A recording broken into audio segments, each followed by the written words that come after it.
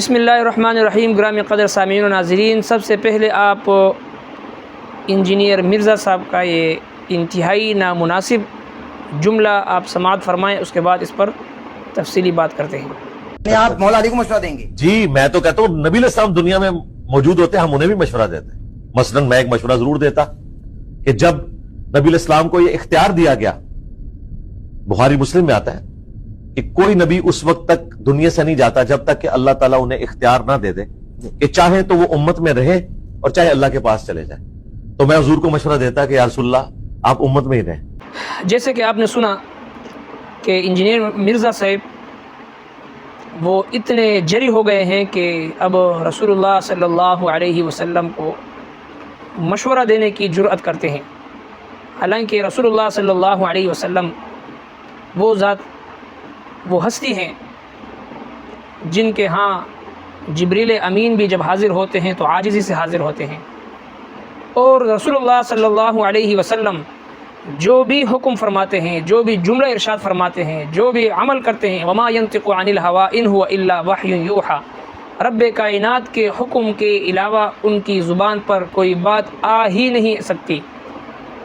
اور صحابہ کرام رضوان اللہ تعالی علیہ مجمعین سے مشورہ کرنے کا جو حکم آپ صلی اللہ علیہ وسلم کو دیا گیا، وشاورہم فی الامر وامرہم شورى بینہم، یہ صرف اور صرف صحابہ کرام رضوان اللہ تعالی علیہ اجمعین کی دلجوئی کے لیے، ان کی عظمت، ان کی منقبت اور ان کی شان بیان کرنے کے لیے اور ان کی حوصلہ افزائی کے لیے رسول اللہ صلی اللہ علیہ وسلم کو صحابہ کرام سے مشورے کا حکم دیا گیا، تاکہ ان کی دلجوئی ہو، تاکہ ان کی حوصلہ افزائی ہو.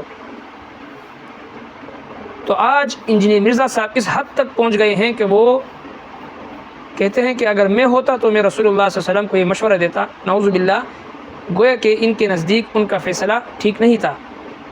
اسی لیے تو ہم کہتے ہیں کہ دین سیکھو، علماء کی صحبت میں بیٹھ کر سیکھو. اسی لیے ہم کہتے ہیں کہ رب کائنات نے کتاب اللہ اور رجال اللہ کو ایک ساتھ دنیا میں بھیجا. کتاب اللہ، رجال اللہ. کتاب اللہ سیکھیں گے، رجال اللہ کی خدمت کے ذریعے، ان کی صحبت کے ذریعے. جب بھی کوئی بھی شخص کتاب اللہ کو رجال اللہ کے بغیر سیکھنے کی کوشش کرے گا تو وہ اسی طرح گمراہ ہوگا جیسے انجینئر مرزا گمراہ ہو چکے ہیں. اتنی ہمت اور اتنی جرأت تک وہ پہنچ چکے ہیں کہ رسول اللہ صلی اللہ علیہ وسلم کو مشورہ دینے کی جرأت کرتے ہیں، حالانکہ وہاں ان کے در پر جبریل امین علیہ السلام بھی عاجزی سے حاضر ہوتے ہیں. تو اسی لیے حضرات علماء کرام فرماتے ہیں کہ دین سیکھنے کا طریقہ وہ ہے جو رسول اللہ صلی اللہ علیہ وسلم سے تواتر کے ساتھ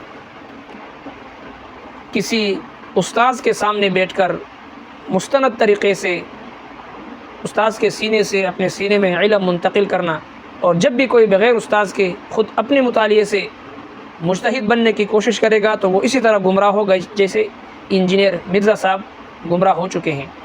اور جب ان سے بات کرنے کے لیے علماء حق سامنے آتے ہیں تو وہ پھر بھاگ جاتے ہیں، ٹائم نہیں دیتے. رب کائنات ہمیں ایسے فتنہ پرور، فرقہ پرست اور باطل لوگوں سے جو امت مسلمہ کی نوجوان نسل کے ذہنوں کو خراب کر رہے ہیں، ایسے فتنوں سے، ایسے فرقوں سے ہماری حفاظت فرمائے.